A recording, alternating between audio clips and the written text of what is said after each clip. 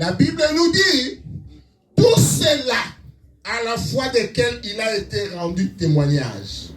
Toute la vitrine des héros de la foi que tu peux lire dans Hébreux 11, que ce soit Moïse, que ce soit Rahab, que ce soit. Tous, ils n'ont pas obtenu ce qui leur était promis. Personne, l'accomplissement ne s'est pas accompli à tout un chacun de l'Ancien Testament. Personne. C'est pas moi qui le dis, c'est la Bible. Hébreux 11, 39. Et Dieu nous promet ici, cette année, c'est l'année de l'accomplissement.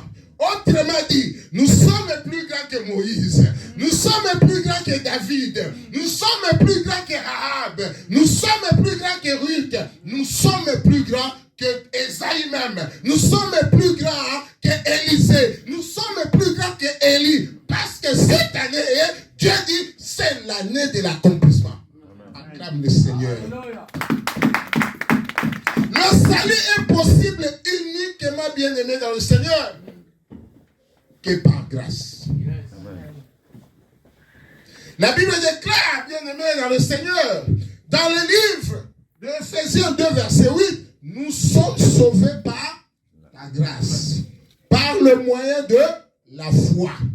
Et cela ne vient pas de vous, cela vient de Dieu. Ceux qui lisent la Bible tout le temps ont compris quelque chose, que dans la loi, dans l'Ancien Testament, c'est l'homme qui faisait. Fais pas ci, fais pas ça. C'était ça. C'est l'homme qui faisait, Dieu ne faisait rien et regardez l'homme faire. Échec sur échec, Hébreux 11, verset 39, ils n'ont pas obtenu ce qui leur avait été promis. Pourquoi? Parce que c'est l'homme qui faisait. Mais quant à nous, nous qui sommes sous le régime de la grâce, nous qui sommes sous le régime de la grâce, la Bible dit, c'est par grâce que vous êtes sauvés au moyen de la foi. Au moyen de la foi. Et la foi vient de Dieu aussi. La foi, Hébreux 11, 6 nous dit, sans la foi, il est impossible d'être agréable à Dieu. Sans la foi, il est impossible d'avoir du succès. Sans la foi, il est impossible d'avoir de la réussite. Sans la foi, il est impossible de passer en mode accomplissement, bien-aimé dans le Seigneur.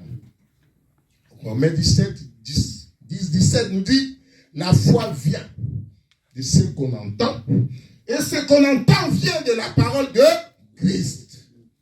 La foi, la foi, la foi. Nous devons marcher par la foi qui est une ordonnance divine et bien-aimée dans le Seigneur. Mais j'ai une bonne nouvelle à annoncer ce jour. Je suis venu annoncer une bonne nouvelle à quelqu'un ce jour. Jérémie 1, 12. Dieu dit dans Jérémie 1, 12, je veille sur ma parole pour l'accomplir. Acclame le Seigneur. Je suis derrière ma parole pour l'exécuter. Autrement dit, l'accomplissement passe par la parole de Dieu. S'il n'y a pas la parole de Dieu, il n'y aura pas l'accomplissement.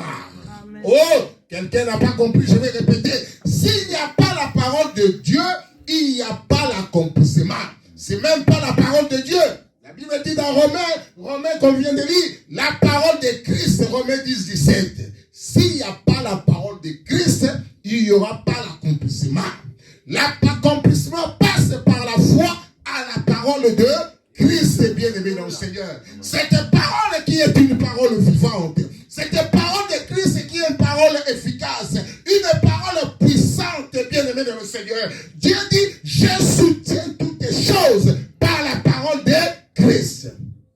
Dieu soutient, ce n'est pas la parole d'un oncle, ce n'est pas la parole d'un bishop, ce n'est pas la parole d'un pasteur, ce n'est pas la parole d'un apôtre, c'est la parole de Christ. Dieu soutient toutes les choses par la parole de Christ. Tu veux avoir l'accomplissement, Dieu il est